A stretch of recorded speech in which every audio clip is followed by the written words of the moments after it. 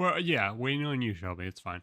Sorry, I'm Are you here. actually good now? I'm actually good now. Jam-packed episode, huh? Jam-packed. So we should probably just get going. Yeah. Soup. Hello, everybody, and welcome back to SMSoup. We don't even have time for this. The number one podcast with soup in the name, but not on the brain. I'm Spencer. And I'm Shelby. And together we're here to take you on a journey through life's biggest questions, like what movie really deserved to win Best Picture in 2010? Which indeed. Or which one deserved to win it in 2011 for movies released in 2010? To get confused. Which indeed. It's a movie club episode, Shelby. Yeah! One might say my favorite type of episode. They're always very fun. We do have them perfectly spaced, that this isn't overwhelming, but they are always very fun. Yeah. This one was a little overwhelming because in 2010 there were 10 pictures. Of course. Nominated. Of course. 2009 was the kickoff of an extended nomination. And the nominees were the winner, The King's Speech, and then the rest are in alphabetical order. Black Swan, The Fighter, Inception, The Kids Are All Right, 127 Hours, The Social Network, Toy Story 3, True Grit, and Winter's Bone. 10 movies. 10. 10. Count them. Okay. Nope. All right, keep going. You got The King's Speech. We won.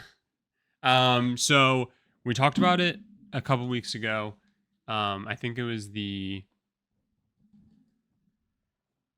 episode, the deep dive episode. We broke down how we were going to go through this. Yes. Which is you and I each did our own top 10 rankings. We're going to ping pong back and forth, starting with your number 5. Okay. Then we'll do my number 5. Okay.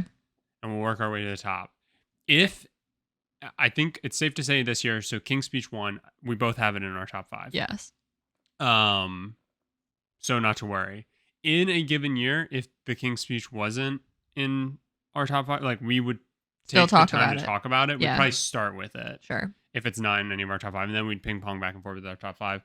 My 4 could be Shelby's 5, so once we get to my 4, we'll have already talked about it. Sure. If Shelby's 5 isn't on my list, sure, I'm still going to talk about the movie as well. We'll kind of go back and forth talking about it. And yeah, that's easy. How we're going to do it. Easy. Does that work? Works for me. I realized I didn't get a year figured out. Oh. Should I do that quick and then you can just cut? Sure. Okay. I'm going to do that quick.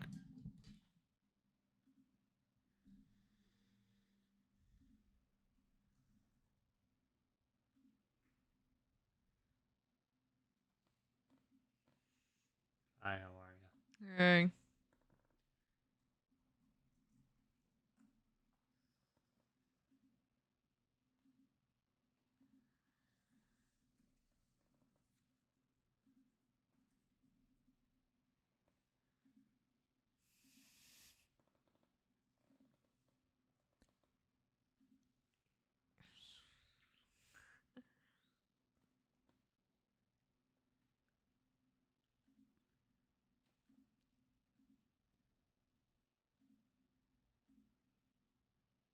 Okay.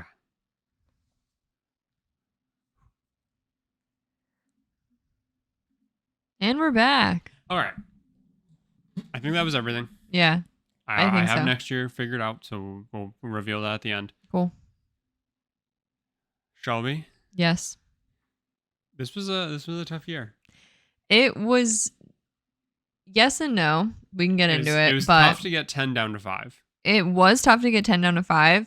And as you will find, and we will say this, which we've said this for most years, is we have found there's been 1 or 2 movies in every year that we were like, wow, yes. And then it feels like there's a giant drop to kind of a handful more. Not in 79. That's 79 true. The last one we did? That's true. 83 was one. It was, 1 and then a major drop off. Yeah. 79 was all fairly. I would say my issue wasn't really deciding my top for this, or even the second, or even the third. Just figuring out your 5. It was my 4 and 5 that I have been struggling with, and I'm still not confident on, but I'm going to commit and say one. You ready? For my 5th, I think I have to go with Toy Story 3. Me too. Me too. I had to. I fought. I almost wrote it a different way. And then I went, you know what? No. It almost got kicked. It was very close. It was also close for me. We'll do our full Sure, 1 at through the 10 end. at the end Yeah. as well. It was close for me as well. It was tough. But honestly, because the other two were so close, I was just like, I'm just going to give the edge to Toy Story 3. Sure. What is there even to say about Toy Story 3? So Truly. first off, we said, whether we said it on an episode or not, it's tough with sequels. I think to some degree, you have to try and just think about the movie on its own, but you can't completely discredit the first two. Right. Because like you like it, you really have to like be much more skeptical or much more critical about like all of the individual like makings of the movie beyond simply the story, because like I mean the final movie of a trilogy, which this isn't, but like you think about Lord of the Rings, it's like, well, yeah, it like literally wraps it all up. Yeah. So of course it's like great and it's phenomenal. Yeah. But is the movie also just really good? Right. And with Lord of the Rings, yes. And with Toy Story 3, yes, it's really good. 11 years between releases. Mm-hmm. And what I thought was really cool was that at the beginning, they were doing the whole like fantasy world. Yeah. And like it's like actually all being played out, and then it like kind of cuts hard to like it's actually Andy playing with them and everything like that. And I felt like they were really taking liberties with like their capabilities in animation. Come 2010 versus what they could do in the late 90s. Yeah. So I thought that was really cool. I agree. Because it was really drawn out. Like it was a very long intro. Yes. Sorry, yeah, I don't know if you want to. No, you're good. The biggest note, I mean, there's not really like a lot for me to say. Obviously, the story is cute as fuck. It's Toy Story. Like, if you don't know Toy Story, I don't know what else to say. Like, it's a very endearing story. All the movies are very cute. Anyone who's had a childhood for the most part could probably be like, oh my God. Yeah. And that's the whole point, is that you like feel emotional connection to like the things you grew up with and what your childhood was all about. What I loved about Toy Story 3 was that they very quickly, because there was an 11-year jump, they were like, Andy's grown up. He isn't playing with his toys anymore. He's 17 years old. Like, he's not playing with these. And them handling the toys, which they cover this in the second movie, but obviously you don't need to have seen that to know this. But like immediately the toys are like, we don't love it, but we understand. Like, it's not like you're sitting here years later and the toys are still like, what do you mean Andy doesn't want to play with us? Like, it just showed growth on both ends. That is something that, like, I think for having such a big gap in such a big movie series is like good and positive. And it's like this is a really unfair comparison, but it's how I feel. This is really out of nowhere, but all I can think about is from Frozen 1 to Frozen 2, freaking Olaf feels like actually like a tangible character in the second. Like a good character. Yeah, it feels like a good character. And that's how I felt in Toy Story 3. Is like, yes, even though obviously they're not happy about it, there's like growth. Like, you can understand 11 years have passed. Yeah. So we all understand like this is just going to be a really awkward time and we don't know what the future holds. So I really enjoyed that. A bit of like trusting the audience to like now have also matured, basically, is what they're doing. You literally think about it. Going off of my brother was born in 92. Yeah. So he was 7 when Toy Story 2 came out. Yeah. And like we were born in 96 and 97. And so like, you know, when you're 10, Toy Story is still, you know, Toy Story is only 7 years old or something like that. It's a childhood movie for sure. Absolutely, yeah. But it's so funny how Toy Story 3 then perfectly lines up. Like, when looking at my brother, he graduates high school in 2010. Toy Story 3 comes out in 2010. It's all about going to college. It's all about kind of like letting go of your childhood. Yeah. Or it's about a kid letting go of their childhood, and it's like, it really like hits you in your feels, because it's like, you don't think about any of your shit having, you know, sentience. Yeah. But it's done like so wonderfully that I feel like personally, and I think again, gotta try and separate some of these things, but like when thinking about personal impact of Toy Story, like Toy Story and Toy Story 2, especially when I was like younger, definitely planted in my head like, Yes. oh yeah, my when I leave my room, My my toys. toys come alive. Stuff Yeah. like that, you know what I mean? I think it helped it like the movies sort of built off the whole base idea of like building a child's imagination. Mhm. And that by showing kids Toy Story, you're encouraging them to continue imagining your toy's existence when they're not in your hand and you're not creating the imagination. Mhm. Like, which is so brilliant. Yeah. And yeah, Toy Story 3 is just a continuation of that. And then I think with like again, solely focusing on Toy Story 3. Yeah. The writing of it is really well done. Like there's good humor. Yes. Like very much so. I think like it does what every animated movie should strive to do, which is it's enjoyable not only for the kid, Yeah. right? Because it's so easy to just write off an animated movie or show or whatever as like a kid's thing. But I think Toy Story does like the right thing, which is like the Anyone kid is can half watch the it. battle. Yeah, anyone Like can you got to watch get the it. parents to want to be there as well, right? Yeah, I never realized until we did watch 1 and 2 in preparation for this. I Mhm. never realized how much the piggy bank is so like that character is for adults. Yeah, a little raunchy. Yeah, Yeah. it's just so fun. It's Yeah. ridiculous. Just like, and you don't notice it until you're older. And I also think the movie moves really well too. Yeah. Like it doesn't like there's not really any like low points and like No. there's but also there's not any real like continuity gaps, which Right. is done well. Yeah. And yeah, I mean the whole gist of the movie is that they get sent to a daycare. They get played with real hard. They're like, we got to get back to Andy, Mhm. you know, like always. And yeah, I mean, there's just so many like high and low emotional like moments in the movie. Yeah. You have Andy wants to put him in the attic, but he puts him in a garbage bag because he's a dumb teenager. So his mom sees it in a garbage bag. She thinks it's trash. She takes it down to the trash. Then he like is sad because he didn't want them to go, but now he thinks they're gone forever, right? So that's like your first moment. You know, you have like the moment of Woody gets out, but then he gets stuck and gets taken in by another kid. That's a whole like up and down. And then obviously like the very end, when they're like in the incinerator Yeah. and like they're freaking out and Jesse's like, Buzz, what do we do? And Buzz doesn't say anything and they just all link Hold hands. Yeah. Devastating. Devastating. I can't even imagine watching that in theaters, honestly. I don't know if this is like real or not, but apparently they like did a cut where like they all hold hands and then it like just goes to black. Really? Yeah, I don't know like if that was a real thing or what, or if that was like they were thinking about potentially just ending the series. Wow. Or what, but I think that was like a rumor that had gone around. I don't know if it was real or not. It's like, could you imagine? That would be devastating. But it's a really good movie. Yes. Honestly, if you haven't watched the series, somehow do it. Yeah, I definitely think it's worth a watch. Yeah. Should we do your number 4? Sure. My number 4 is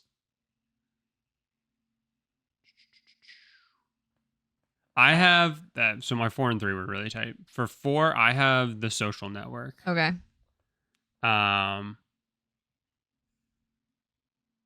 I think it's a really well done movie. I think it's really well paced. I think when you're taking, which you and I talked about it, there are 4 movies Mm-hmm. in 2010 that are based on Real life. Yeah. The Fighter, The Social Network, The King's Speech, Yep. and 127 Hours. Yeah.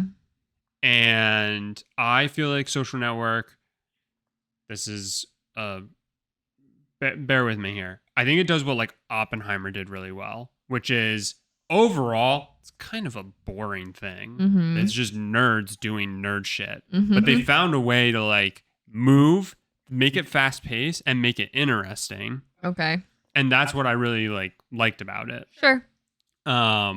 I think it does a good job of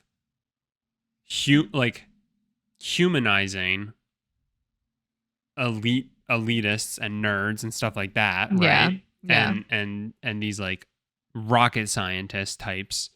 I mean, literally in the beginning of the movie is Zuck at a bar with his then girlfriend, and I mean, you can just tell he's like on the spectrum, Yeah. and he's his mind is going a million miles a minute, and she can't keep up with where he's at in conversation because he keeps jumping all over the place. Yeah. And finally, it ends with her basically being like, "You're an asshole. Yeah. Like, I'm dumping you." Which then that kicks off the whole like thing of how he inevitably or ends up making Facebook, which is just fucking insane, right? I think what's great is they humanize him without making it seem like he's a great guy. Oh yeah, they don't want you to entire like movie him. is- Yeah. They want you to understand why he did what he They did, maybe or make him a little how. too likable at times. Sure, But at the end of the day, yeah. you finish watching that movie and you're like, he's a bad person. He's not definitely- a yeah. good person. Yeah. And so I love that too. And I just think generally then also the performances were also good. Yes, I would Andrew agree. Garfield was good. Jesse Eisenberg was good. Justin Timberlake was even good. Mhm. They all played their roles well. And as you jumped in between like the lawsuits and there were like conversations in the room, I feel like they did a really good job of like kind of like seamlessly then like shifting into like, well, no, it was this thing. And then it was like showing that. Yeah. Overall, I think it's like a well-crafted movie. Yeah. And yeah, I really liked it. I did not have it in my top 5, but I agree with everything you said. Yeah, basically, yeah, my biggest note was obviously that I think I literally wrote, oh, I didn't write it, but I remember thinking like, wow, I actually care a tiny, tiny, tiny bit for Mark Zuckerberg. A tiny bit, to be clear. So you feel for him. Like a tiny bit. Yeah. Yeah. But yeah, I did enjoy that. Like they humanized him, but they aren't trying to make you like him necessarily. And that's brought up, like, even if you didn't get subtext, they basically say it with Rashida Jones' character. She's like, you're not an asshole. You're just trying too hard to be one. Yeah. Whether that's, they're trying to say he just always needed to be the tough guy in the room, even though he knew he wasn't. Like, for whatever reason, the movie's trying to argue he was the way he was. Also, the movie ends with him sending a friend request to the girl who dumped him at the beginning of the movie, and it like starts to like play outro music, and it's just him refreshing every couple of seconds. Yeah, which it's like so ironic that he created the social media hellscape that is like now everyone's reality. Yeah.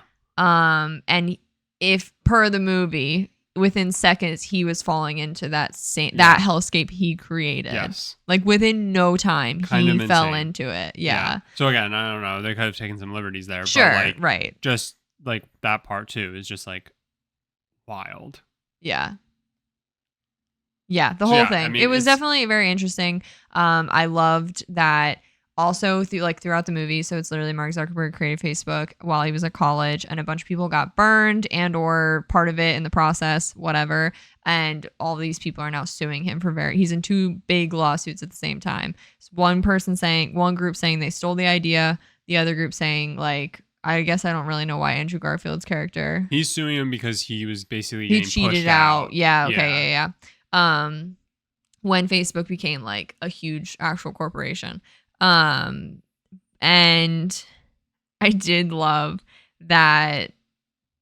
I guess maybe not Andrew Garfield's character from how the movie portrayed him, but the guys who were claiming that Mark Zuckerberg stole the whole concept from them. Mm-hmm. I love that in the end they were like, yeah, basically everyone got what they wanted. Like no one was clean in this situation. Yeah. Like Which, again, the movie was never trying to make you think anyone in that situation was really good or bad. It was like a bunch of people who felt like, because it was literally a bunch of fucking Harvard hotshots. It was Harvard hotshots. And the whole gist was, so Armie Hammer, who played the twins. Yeah.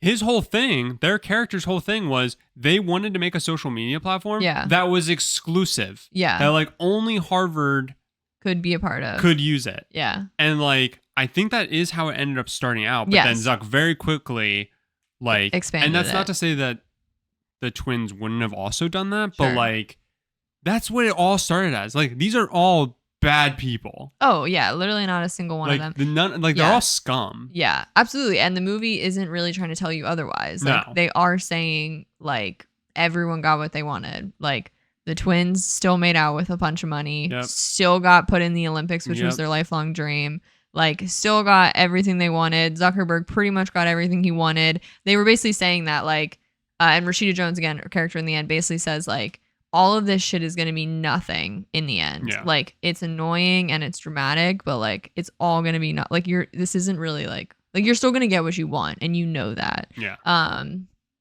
Yeah. So like everyone still gets what they want. So it, like in some ways that makes it annoying. Mm-hmm. Obviously. Yeah. I also this is me personally. This is nothing against like the movie or obviously how to like actually talk about movies. I'm very much starting to feel burnt out about, I know it wasn't a biopic, technically maybe. No, but I got you. But I'm feeling so burnt out about those types of movies that I think that's a big reason it didn't make it in my top 5.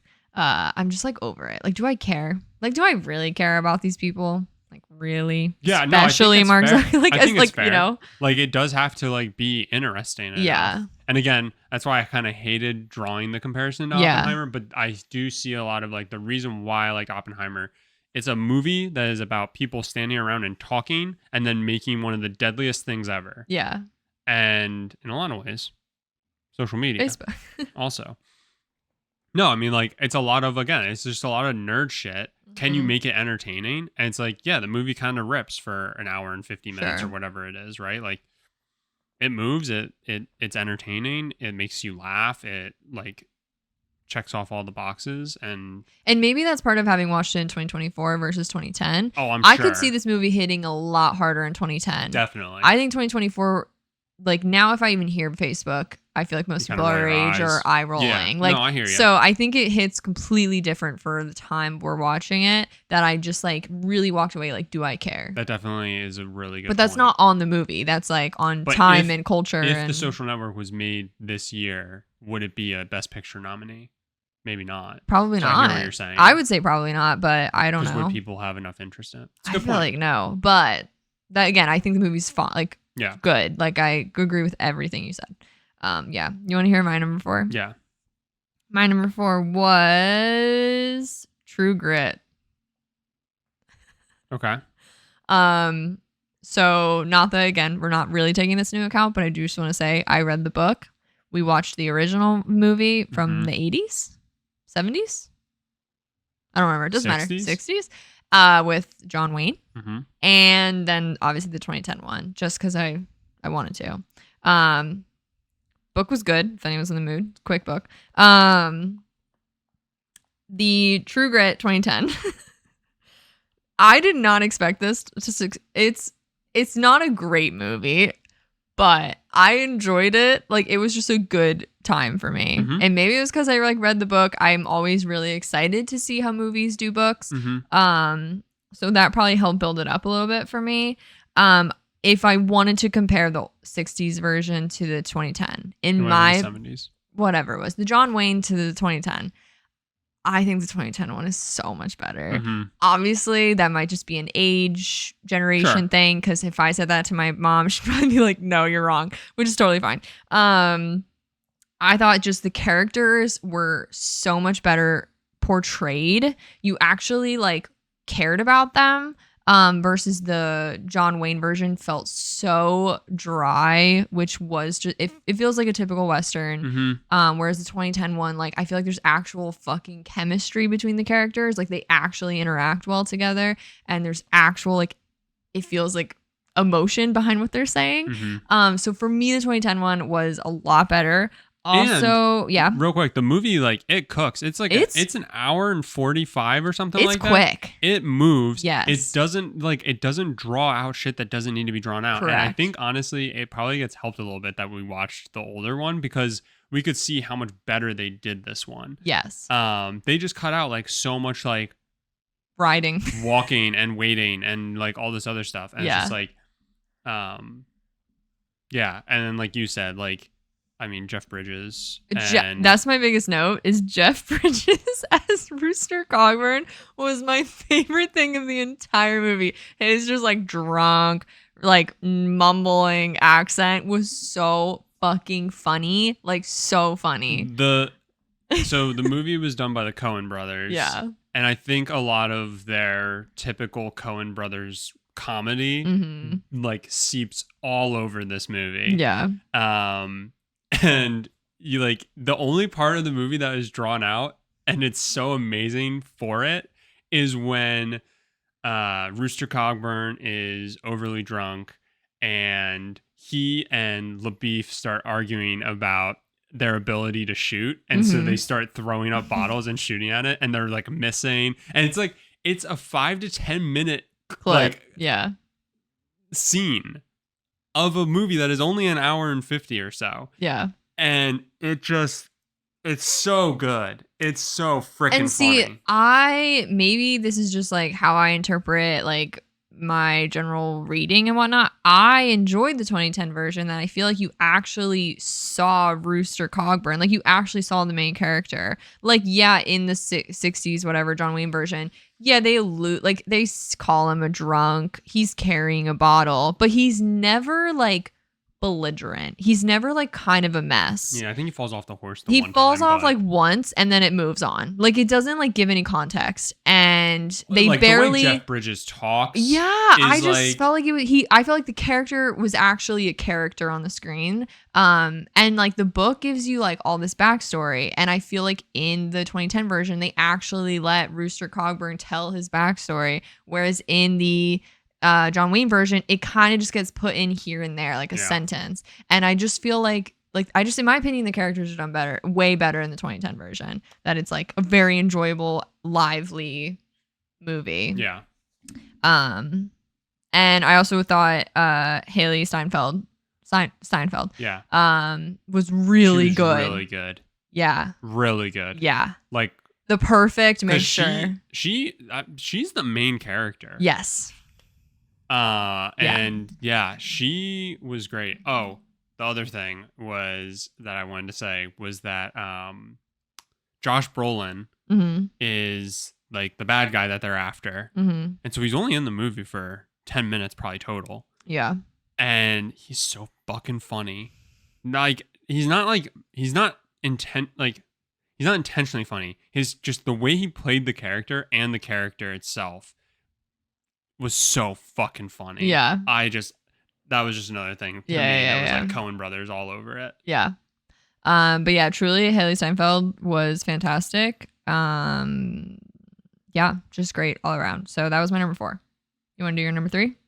I think we have the same number 3. Oh, the last thing I was gonna say, it go ahead. does kind of suck that to me, the only downfall of the movie was that I felt like Matt Damon was kind of quiet in the role. Like to have his star, like there's really only 3 major roles. Yeah. And Matt Damon is the 3rd biggest role, but it truly comes across how dwarfed even that role was. I was confused, which obviously, you know, reading a lot of books and then watching the movie or show from it, obviously shit changes. And if anything, True Grit is probably one of the truest, for this 60s version and the 2010 version, probably the most truest adaptation I've seen of a book in a long time. It is also a very small book. But the 2010 took a lot of creative liberties that they kept giving Matt Damon's character a reason to leave. He like doesn't do that in the John Wayne version and in the book. Like that he just like in the 2010 they just kept feuding them, the two guys, and basically giving Matt Damon's character just a reason to storm off. So yes, like I also thought that. I was like, wow, they really like they brought in Matt Damon and then they just said, Matt Damon, keep leaving. Like I'm curious like how many lines he actually had. I know. In comparison. But that was the only like That was a little weird in my negative. opinion. Yeah. So you said my number 3? Yeah. So with that, my number 3 was True Grit. Oh. Okay. So what was your number 4? My number 4 is Social Network. Oh. Oh. So we're on to your 3. Oh my gosh. My number 3 is Black Swan. Okay. I can't believe this isn't in your top. I can't believe this isn't in your top 5. This was my, if real quick, if I can say Sure. honorable mention, this would have been my honorable mention. This was the first one on the outside looking in. Black Swan. I was very excited to watch this. I remember I watched it probably earlier than I should have as a teenager, but I just remember loving it. And I did make a note. Definitely a movie I only need to watch every 10 years of my life, if even, but fantastic. In case you don't know anything about Black Swan, it is a thriller. Yep. Not a horror. Psychological thriller. But yeah, psychological thriller of basically a ballet company who's putting on Swan Lake, and Natalie Portman is obviously vying for the lead role. And but in this rendition, the lead role is playing both the White Swan and the Black Swan. Yes. And so, of course, New York City Ballet Company, the director, whoever's asking a lot of the dancers and puts them through a lot. And girls, of course, this is what they've been dreaming of their whole life. So there's a lot of pressure, a lot of stress. Natalie Portman, it seems, has been kind of pushed to the side for a few shows, but told she's next. And so this is her finally getting her shot effectively. And then like sort of losing herself in the process of practicing for the show. All in all. Yeah, I mean the whole movie is just like a giant like analogy to or metaphor of like stress. Yes. And yeah. Can't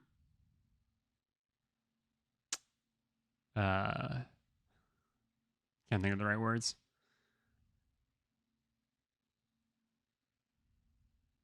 I don't know. Like I know what you're trying to say. Yeah. I can't sum it up in a few words. But yeah, so like she's willing to give it all for the sake of getting to be the star of a performance. Yeah, I mean, like to draw it to like other movies that we've watched, like All That Jazz. Yeah, I was in gonna some say. ways. Yeah.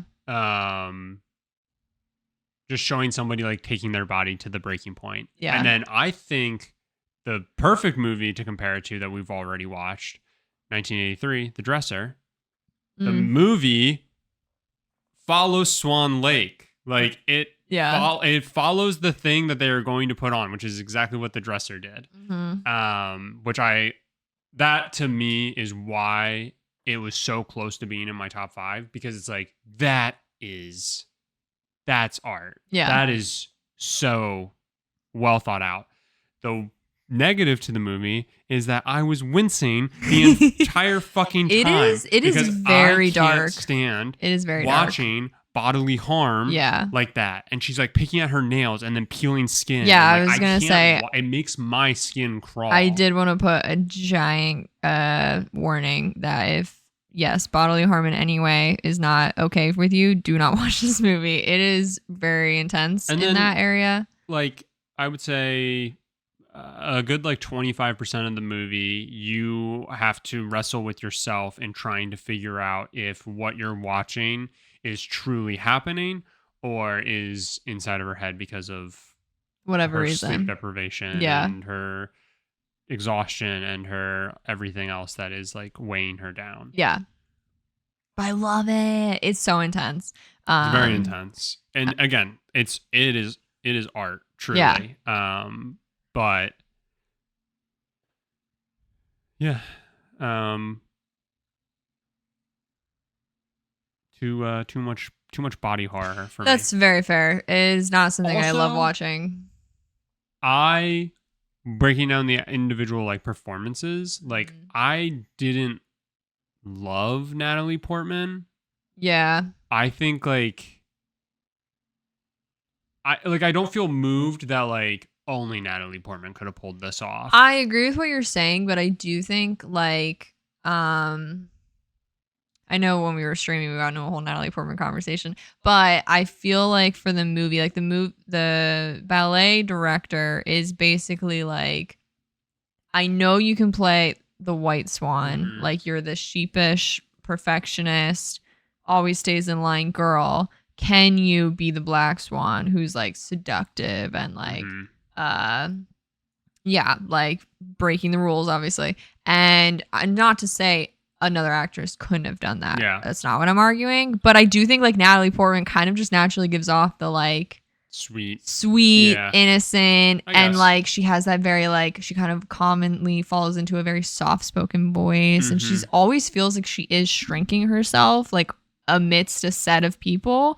Like I feel like she just comes across that way. At least she's often played that type of role, Mhm. I would say. So again, not to say no one else could have done it. I'm not gonna say that. Mhm. I do think she makes a lot of sense for those reasons. Because it's kind of her amidst a little bit losing it, attempting to be the like bad girl Yeah. that she thinks will make the ballet director like trust her with the role. Which like just comes out very out of character. Yeah. Like, and it kind of makes you uncomfortable because like she's uncomfortable. So yeah, I do agree with you, but I don't know. For some reason, this movie has. I just love it. Yeah. That was really all I wanted to say about it. That was my 3. I think we both have the same 2. Should we say it on the count of 3? Sure. 1, 2, 3. The King's King's Speech. I thought you were gonna mess with me and just like throw in like the, Winter's the Bone. kids are all right. Yeah. Yeah. Number 2, the King's Speech, the winner of 2010. Mhm. Which would you say, blank statement, do you think it deserved to be the winner? Yes. Yeah, I would agree. Yeah, I have a perfect way of summing it up then. Uh-huh. But real quick, the movie is about King George VI, Yes. who became king in the 1936 or 1937, I believe. And it kind of follows him from his like dukehood Hood. in the 20s. Yeah. Up to him becoming king and needing to deliver his first wartime speech Yeah. right before or right as they like dive into World War II. Yeah. And the wacky crazy thing about this king, about this duke, about this royalty is that he has a stutter Yeah. that he like can't get over. Yeah. And he has seen every speech specialist in the country. Yeah. It is such a fantastic movie. It's so good. It is so fucking again, not to draw like to a really good comparison, but like Oppenheimer, it is boring. It is like a boring subject matter. Who fucking cares about a guy who can't speak, who's royalty especially? Yeah. But doggone it, they did a phenomenal job. And the relationship of him and this commoner who's going to like actually help him with his speech and like all of the struggles of having to be royalty, eye roll to some degree. Yeah. But like all of those struggles, and like how hard it is to like, I mean, literally we get towards the end, as he's about to be not sworn in. Coronation. Yeah. So whatever. So he has to that say like means. 4 lines or whatever. Yeah. And he brings Lionel, the speech therapist, Yeah. with him, and the royal brigade or Yeah. whoever Yeah. does like a background check Yeah. on Lionel, and he finds out that like Lionel's not a fake or a fraud But necessarily. he technically has no credentials. But he Yeah. finds those things out, and Yeah. like there's like all of these other struggles of like having to be again royal. There's just a or lot of royalty. mistrust. There's a lot of Lionel as the speech therapist is like, well, I don't just treat speech. Like to treat the issue you want, we actually have to go deeper than that. Mhm. And they're like, we're the royal family. We can't give you an You can't go inch of deeper. information. Yeah. Yeah, you can't ask us anything. Like we can't tell you. Yeah. And he's like, that's not how it works. Like it's just a lot of butting heads where he's like clearly a very passionate, I want to do it the right way. This is the only way that will help you. But they're obviously very guarded. They're trained to be guarded Yeah. about that. And so it's that butting of heads amidst also obviously King George just like battling with his own like anxieties and lifelong stresses that have been about this. And again, it does at times again make you want to roll your eyes because it's like, boo-hoo, how hard it is to be king. Yeah. But also, they're human. Exactly. I was gonna say, but I do love that it's like you're literally putting out a glaring imperfection of royalty. Yeah, absolutely. And like even the king, like King George, I'm blanking on his name as an actor. Colin Firth. Yeah, he literally is like, we aren't family. Like there's nothing familial about us. Yeah. It's just we were born lucky. Yeah. And this is what we were raised from birth to do. There is nothing love, familial, anything about it other than like, this is our duty. Like they're not trying to like make it seem nice, like in any way. Yeah. Of course they're not like trying to lie about, they know they live very nice lives, but they're acknowledging the lack of what a true family normally has. Yeah. Any true love and compassion and support. Yeah. It's done so incredibly well. And again, like just the performances. Oh my god, the cast as a whole. The cast as a whole is really good. We can break that down real quick. So you had Colin Firth, who plays King George. And he does such a freaking good job. Yeah. He like every time he is talking, I found myself like kind of in awe because as an actor, kind of forcing yourself to portray a stutter can't be easy, I'm sure. Yeah. But yeah, like every single line he delivered was just so incredibly like well done, which is just so like kind of ironic for a movie about someone who has trouble speaking. Yeah. You had oh god, I'm gonna start blanking on names. Helena Bonham Carter. Helena Bonham Carter was his wife, Queen Elizabeth I. Yeah. Or Princess Elizabeth. I don't know how titles work. I also so Queen Elizabeth, who just like passed away a year or so ago. It's her parents, which I put a note where it's like it's a little jarring that the movie starts in 1925. Yeah. Fast forwards to 1934, I think, where King George, Colin Firth's character, goes to talk to his daughters and goes, Princess Elizabeth. Yeah. And you go, oh fuck, that's Queen Elizabeth. Yeah. Who just died. Yeah. 100 years on. Yeah. So crazy. Sorry, I'm gonna pull this up real quick. No, you're fine. Because the main one I want to say is obviously Jeffrey Rush, who plays Lionel. First off, his performance also incredible. Yeah. Like kind of like steadfast in his like nature and like in his practice, and he knows he's right. Yeah. Throughout it all. Yeah. And like needing to like kind of like be in the face of royalty and like talk back to him and stuff. And like again, every single line was just delivered so incredibly well. Also, Jeffrey Rush, Barbosa from Pirates of the Caribbean, which blew both of our minds a little bit, and then we couldn't like unsee it. Yeah. You had Guy Pearce, who was King George's brother, King Edward. I don't know. I think in here it just has him as the Duke of Windsor. He was king for like all of a year. Yeah. He played a good like hot shot dickhead brother. So I loved that. And then you had Michael Gambon as King George the Fifth. So King George's father. And he played a really good like dickhead dad who doesn't care, like fuck your emotions, bury it, just talk. It's easy, right?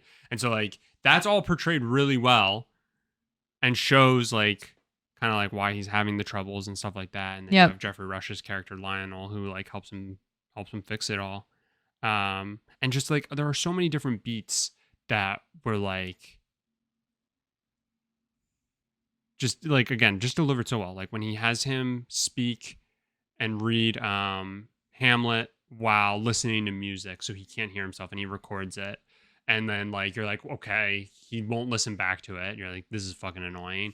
And you're just like, well, at some point, like either his wife or him at some point is just gonna be like, oh fuck, I'm gonna listen to it. Yeah. And like that happens, and like the the emotional reaction, Mm-hmm. and like his wife walking in while he's listening to it, and you can see like it's delivered so well on her as well, like just that emotional reaction of like hearing your husband clearly speak with like no issue. Like it's just every shot and everything was just done so well. Yeah. And then it's true to form a British movie because it just has an absolutely stacked cast that you're Yeah. just like, oh my fucking God. And helps you realize if you grew up watching Harry Potter, like how lucky you were in terms of The cast the of cast Harry that they Potter. were able to pull in Yeah. and like the performances that they got. Yeah. Pretty nuts. Yeah. No, it was a great movie. Just yeah. Again, just like you just like love the relationship that you watch form throughout the whole movie. Yeah, and like it's like really feel good too. I thought Yeah. it was a little weird. He delivers like the war speech and then he like walks out and everybody's congratulating him. I get it. Mhm. I thought that was weird. It's just like A little bit. congratulating a guy for needing to go to war. These should be Yeah. somber times, but Sure. They're also, I know they're tying in a bit of like fear of radio and new technology. They're obviously tying in that like you want your country to have faith in a man who literally is known to not be able to speak, like, and that's what you need. That's effectively what he literally says it, like, my whole fucking job Yeah. is to just give people faith in something. And he's like, and it's normally through speech, and if I can't fucking do that, Yeah. I'm not a king. So yes, I agree. Like he I just thought literally, that was, yes, that was a bit of a choice, but also, like, I think they, you could argue they saw that as like a step of hope, like a Yes. moment of hope of, yeah. One other thing that I wanted to say is that I feel like of late we've gotten a lot of movies that like depict anxiety and like borderline panic attacks. Mm-hmm. And like you get every, like The Last of Us did it, and like I'm trying to think of something else that did it really recently. And then everybody's just like, this is the best depiction I've ever seen, and like blah blah blah, and this is the first time I've ever seen it, and all that. And it's like we just watched a movie from 2010 that I felt like, I always think Gravity is a really good one for like a movie that like sucks the oxygen out of me. Yeah. Literally watching the King's Speech, when he stops talking, I stop breathing. Yeah. Like I would stop breathing, waiting for him to finally start fucking talking. Yeah. And then like, and so you get the last, again, the very end of the movie is him finally like delivering a speech. It was like a 9-minute radio broadcast. And the like pacing and spacing and all that stuff. And like, Lionel's with him the entire time and like helping him, like they basically choreographed how to get through it, like how to get through the mental he's like his roadblocks. maestro. Yeah, it's so good. It's so good. So like, yeah, from like top to bottom, Yeah, like the movie as a whole was just like, it was great. So really, good. really I solid. totally am not shocked at all that one. No, But definitely had some fight because number one, maybe. you don't think so? You don't think I a don't little know. bit? You don't think a little bit? I don't know. Okay. I have a thought. Well, the only fight that I would say the movie It's our had number one, is our number one, Inception. Inception. I mean, how could it not be? I mean, this movie fucking rocks. We watched this like years ago. Yeah. I don't think I cared about it when we watched it the first time. I think I was like, wow, yeah, that's pretty mind bendy. I Okay. swear, rewatching it, I was like, fuck yeah. I get it now. Like, I'm in. I think that is my main thing. I think you watch Inception for the first time. Yeah. And you watch King's Speech for the first time. Yeah. Which movie are you walking away going like, that's the better movie? Probably King's Speech. Probably King's Like, Speech. I think you can watch Yeah. Inception and be like, wow, what a cast. Yeah. Wow, great performances and stuff. But I also think you walk away from Inception going, my head hurts a little bit. Yes. I need to go lay down. And then I think I need to watch this 3 more times. And then maybe I feel like it's one of the best movies ever made. I do feel like it's a rewatch movie. Whereas like King's Speech is not. yeah, I don't think you need to rewatch. I think you can rewatch The King's Speech. Yes. I don't think you need to No. understand it. No. I think you might need to rewatch Inception to understand it, or to pick up on some of the more subtle nuances. Yeah, or just like actually fully enjoy everything that's going on. Yes. Yes. Because yeah, truly watching it, whether I don't know if it's the second or third time we've watched it, but I can tell you It's probably my fourth or fifth time watching it. Again, my memory of it was yeah, I know it was good, and yeah, I just keep saying I know it's a mind fuck. But truly rewatching it and actually having a bit of I know what's going on, and now I just get to enjoy how it's done is so much more in depth of a way of enjoying this movie, because it is. I mean, it's literally meant to just be what the fuck? It's just layers upon layers. It's literally the whole thing. As soon as you think you have a decent grasp as to what's going on, the next drop happens. Yeah. And you're like, what the fuck is going on? Yeah. All over again. Yes. And you want to talk about some peak cinema in this movie? The movie is going inside of people's dreams, right? Yeah. And the whole concept is that they figured out a way that you can layer dreams. So you can go into a dream state, grab the person, make them go to sleep, go into another layer, and go in another layer. And you can keep going layers. And then and you're digging deeper into their subconscious. And the timing then, it's 10 minutes in this world or 10 seconds in this layer, which is a dreamed layer. 10 seconds in this one is an hour in the layer below. Yeah. Which is a day in the layer below. And then the way you wake people up is with a kick, is what they call it, or a drop. They're like, you know that feeling when it's you're falling and you wake up? That's a kick. All of that. They do a triple fall, which is the van falling off the bridge. Yeah. The hotel where Joseph Gordon-Levitt needs to figure out a way to get them to drop. And the snowy outpost. Yeah. And first off, the van is the one that is the first one. Well, then there's actually another level that they then go deeper. Yeah. But so the van starts it, right? Yeah. So the van's going off the bridge. Yeah. And then it goes to them in the hotel and they're doing their stuff and whatever. Or no, sorry. The van's going off the bridge. At this point, they're already past the hotel. But because the van started going, Joseph Gordon-Levitt goes, fuck, I need to get them ready on my layer. And then they're doing the snowy outpost stuff. And every now and again, it'll just cut back to the van, and the van's just a little bit further. I know. And then it cuts back. I know. And that's it. It just shows you a little bit. And I it's know. just if you want to talk about suspense and adrenaline, it's what this whole movie is. It's just an adrenaline high the entire time. Yeah. It just absolutely cooks. And I had no memory of how the movie started, but oh my God, the first, 2 minutes of the movie where, who's the main guy? DiCaprio? Yeah. Where DiCaprio just washes up on this beach and this old man is are you here to kill me? And obviously you're what the fuck? And it all there's just nothing better than it all coming back in the end. And yeah, it's just so good. It is so good. I literally wrote, I say this never. I actually think this is a movie everyone should watch. Yeah. I actually think that. Yeah. And then probably rewatch it after a few months. Yeah. It freaking rips, dude. Yeah. It is such a good movie. It is so good. I don't even know, I don't even know if there's one specific thing I can drill in on. No. I mean, it's a great cast. You've got fucking every Christopher Nolan favor he could have called in, because you've got Michael Caine is in it for a very limited role as DiCaprio's father.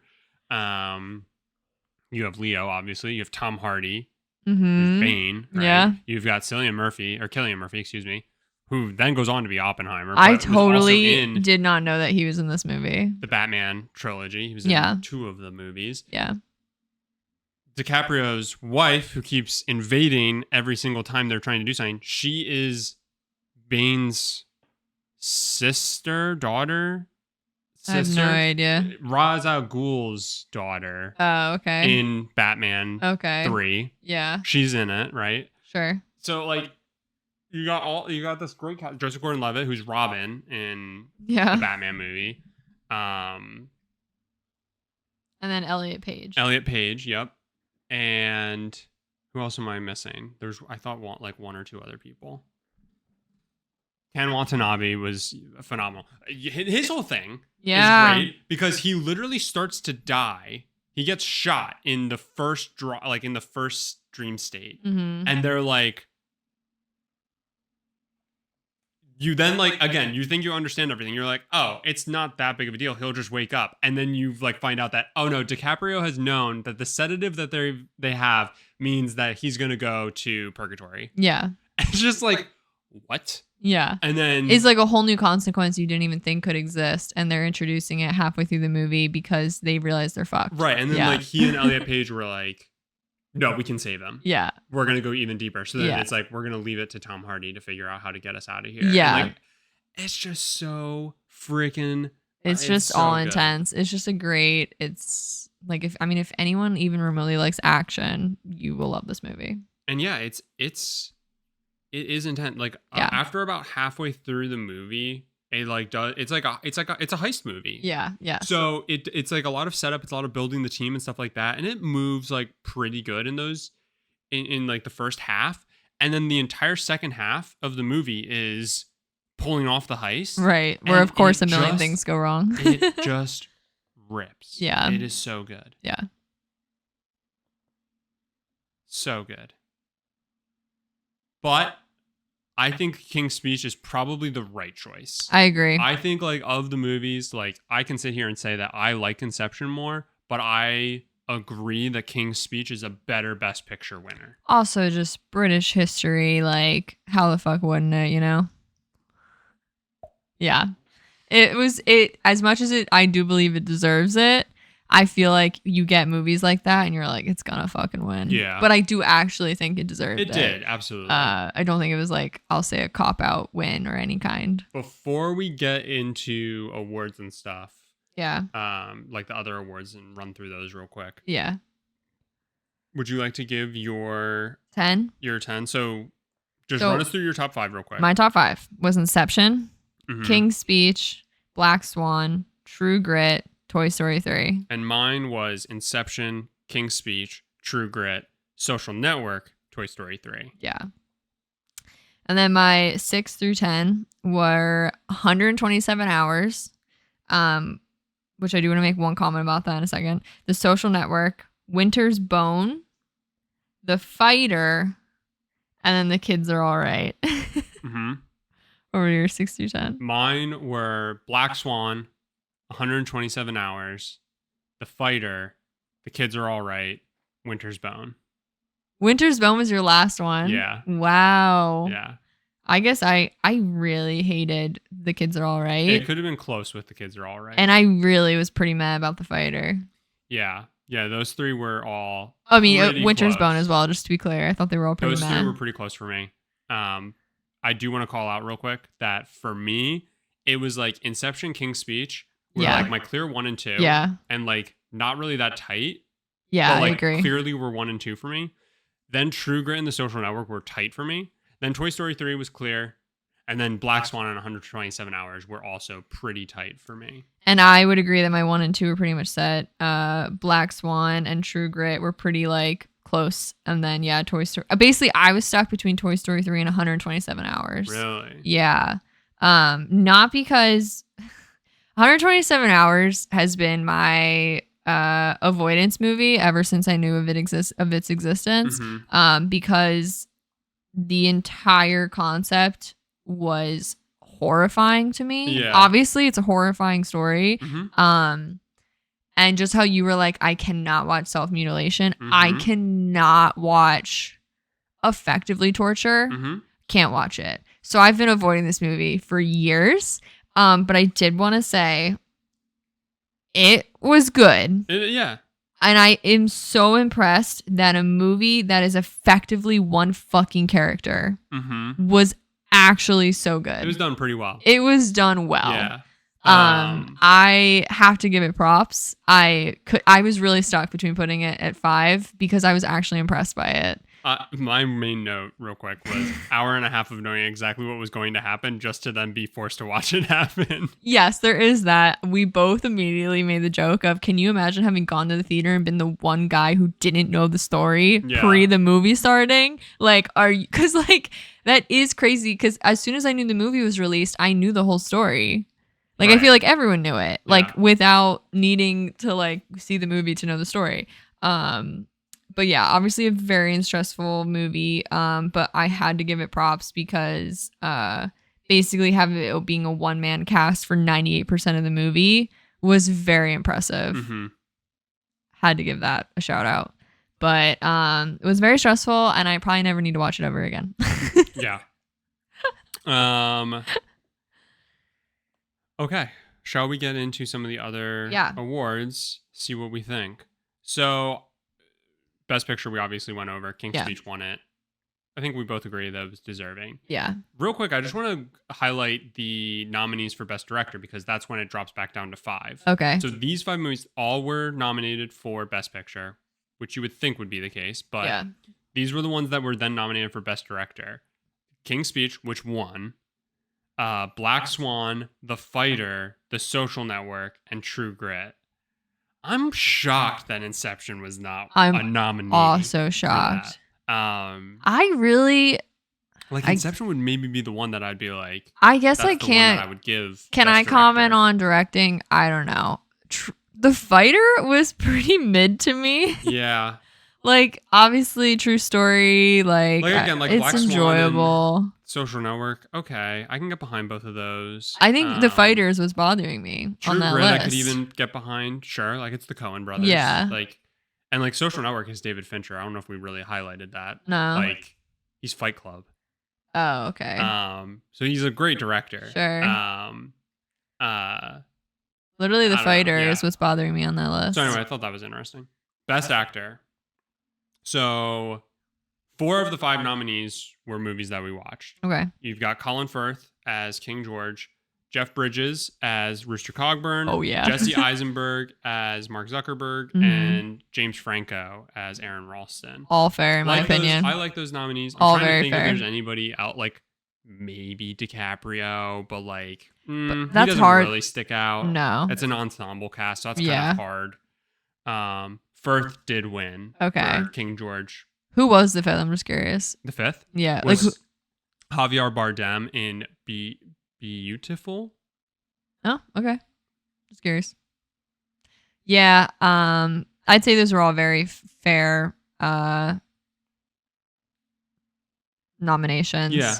And I think I really would have been happy with any of them winning, but I understand the King's Speech, Colin Firth winning. Yeah. Best Actress. So we saw 3 of them.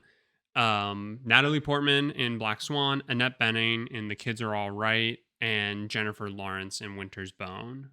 Okay. And Natalie Portman won for Black Swan. Of the 3 who were nominated, yeah, yes, I would say of the 3 that we watched, I would say yes. Yeah. That fits. Yeah. Best Supporting Actor. Holy fuck, Jeremy Renner in The Town. The Town came out in. That's incredible. How was that not nominated? Best Supporting Actor. The Kids Were All Right. Fucking like what? No, Winter's Bone. The Kids Are All Right was probably better than The Town. Nah, I put this whole town in my review. Best Supporting Actor. Ones that we watched. Yeah. 4 of them. You had Christian Bale in The Fighter. John Hawkes in Winter's Bone. That's Teardrop. Okay. Mark Ruffalo in The Kids Are All Right, and Jeffrey Rush in The King's Speech. Jeffrey Rush, I feel like, should have won. I would argue. Christian Bale won. Okay. Fine. He was good. Honestly, I think I'm just so annoyed with the movie. Yeah. I don't care. But no, clearly the acting he did, in my opinion, was clearly a lot of work. And I'm sure it was not easy. So I get it. It was probably a very demanding role. Yeah. I made a note. My only note about The Fighter is this movie is so Boston it hurts. Mm-hmm. Best Supporting Actress. You've got Melissa Leo, who is their mother in The Fighter. Okay. Amy Adams. Okay, I was gonna say not Amy Adams. Okay. Helena Bonham Carter. Yeah. And Haley Steinfeld. Okay. Honestly, I almost feel like maybe Haley giving it to Steinfeld. Haley Steinfeld. I feel like she was so fucking good. Or Amy Adams. Amy Adams was phenomenal. Yeah, in The I Fighter. agree. That was one of my notes. Was that like, yeah, whew, loved her. she kind of made the movie for me. At times, absolutely. But it was the mother, Melissa Leo, who really won Best Supporting Actress. Don't know if I agree with Wow, that's pretty shocking. that. Yeah, I would have said Haley Steinfeld. And obviously, it would have been insane if it didn't. But Best Animated Feature Film, Toy Story 3, did. Can you imagine if it Did didn't win. win? What were the other nominations? How to Train Your Dragon was also nominated. No! As was The Illusionist. I've never heard of that. I've also never heard of that. And that was it. Wow. The same year of Toy Story 3 and How to Train Your Dragon, I actually think How to Train Your Dragon got robbed a little bit. Get the fuck out. No, that's just really unfair. Those movies came out the same year. Okay. Last thing that I think we need to do is we need to put to bed which year was better. Oh, fuck. 2010 or 1979. What were the movies from 1979? 1979 was All That Jazz, Kramer versus Kramer, Breaking Away, Apocalypse Now, and Norma Ray. For me, 2010. I will say that I actually think 1979 had a much more even playing field of all movies. Yeah, because I really actually liked a lot of 1979 movies. But I feel like Inception and The King's Speech are much stronger films than any of the 1979 films. I would agree. And even my middle ones that I know I was like, there's a gap between 1 and 2. And like, you know, for me, Black Swan and True Grit, I still probably enjoyed those more than the 1979 films. Yeah. Does that mean as a whole they're like better picture quality? Mm-hmm. I don't know. Like 1979 was a really strong year. It was just a very solid year. Yeah. No one movie outshone any of the others. Correct. Nice. Yeah. But as a whole, I probably just enjoyed the 2010 year more. All right. 2010 to Thrones. Although I would argue there did not need to be 10. I would also argue could have cut off a good bunch of them. But I do think I thought 8 of them were very solid and very deserving. Yeah. And The Fighter was Oscar bait. I get it. Like, whatever. For me, Get the Kids Are All Right out of there. Get The Fighter out of there. Winter's Bone. Get Winter's Bone out of there. We didn't even talk about that, and I don't need to. Yeah. Get those 3 out of there, and then that's fine. Make it a 7 nominee year. And I think that's a solid year. You're still, in my opinion, gonna have a big jump between King's Speech and Inception, but at least they're all, like, in my opinion, like pretty good, like solid movies. Yeah, relatively worthy of nomination. Yes. Next year. Okay. Yes. Sorry. No, you're fine. The movie, year. So this will be for next, August. The year is 2000. Woo! We've literally had a 70s, an 80s, a 2000, and a 2010. Yeah. I was hoping for a 90s, so I'll take 2000. We're perfectly hitting on different decades, which is nice. It is very nice. So the movies for 2000, we're back down to 5. Woo! That's what We've got Gladiator, Chocolat, Crouching Tiger, Hidden Dragon, Aaron Brockovich, and Traffic. I have not heard of 3 of those. I have heard of 4 of them. I've not heard of Traffic, I don't think. I've not heard of Traffic. But I've heard of Gladiator. Sorry, I've heard of Chocolat. I just don't know anything about it. I think it's Johnny Depp. Really? I think. And then I've not heard of Crouching Tiger, Hidden Dragon. I've definitely heard. I know the name. I don't know who's in it. And then Aaron Brockovich. Yes. Aaron Brockovich is just another Norma Ray. Yeah. Type And then Jennifer Lawrence did a movie that was basically the new Erin Brockovich. I've seen that. I don't think I've seen Erin Brockovich. Yeah. I can't think of what it's called, but we got another biopic coming up. Yay! Every year there's going to be one. I know. You I better know. believe it, because there's always an interesting story to tell. I know, and I believe that. I just think we've really been putting a lot of them out lately. We watched Erin Brockovich in college. Did we? I'm pretty sure. Okay. I believe you. I remember being like, yeah, okay. Okay. All right. So I'm excited. Should be fun. I'm excited to rewatch it. And yes. I'm excited to watch the others. That'll be August. End of August. So the last Monday of August, we will do the 2000s movie club. I will try to remember to get a post together about the 2000s movies. So if you need a reference on which ones we're talking about, they will be at SMSoup Podcast on TikTok and Instagram. Until then, hopefully you stick around. We alternate the end of month. So since this was a movie club, that means the end of July will be a deep dive on what? I don't know. Stick around and find out. You can find both of our socials in the description and, find SMSoup Podcasts wherever you listen to stuff. Let us know if you think King's Speech was a worthy winner. Yeah. And we'll see you next week.